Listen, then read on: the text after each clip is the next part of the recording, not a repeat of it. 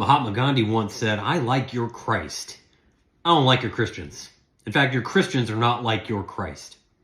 And I thought about that this week as we jumped into John chapter 10. You know the passage. Jesus says, "I am the gate. I am the good shepherd." And when we think of shepherding imagery, we always think of that idyllic pastoral imagery from Psalm 23. Oh, it's so beautiful. It's so wonderful. But we miss the fact that this is a shot across the bow for the leaders from within the church. It's not a shot at the world around them. It's a shot at the people from within who have been shepherding the people. If we go back just one passage, what do we see? Jesus heals a blind man from birth. And what do the people do? Do they celebrate? No, the Pharisees interrogate this guy. They're like, "You weren't really blind." They finally let him go, even think he's lying. So they bring in his mom and dad. Mom and dad come in, they're like, "I don't know what to tell you. He's been blind from birth. Go talk to him." So they get rid of them, bring him back in, interrogate him again. He says the same thing. "I don't know what to tell you. I was blind, but now I see." And here's the thing. The Pharisees were blind. They could not see what God was doing in front of them. Why?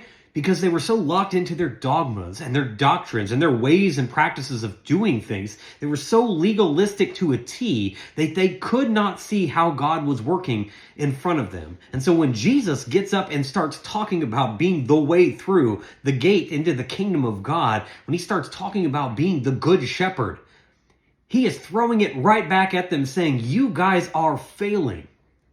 And all the people in John's gospel, his audience who are listening in, are remembering the kings of old. The kings have always failed them. Their leaders always end up falling to the tendencies for selfish ways and doing selfish things, exploiting the people, forgetting the lowly, letting the lost stay lost. And so Jesus is presenting them a new picture. Let me tell you what a good shepherd looks like. And I think all too often in the church today, we like to criticize the way things are going in the world around us. We like to blame the worldly ways for all the things going wrong in the church.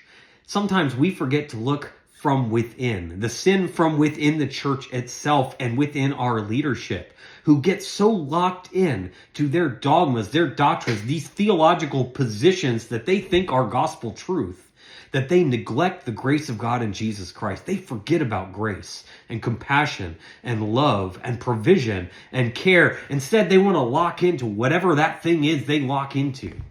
My friends, we have to do better. We have to be a church that's all about grace first. And we see through this lens of Christ. And then we go from there.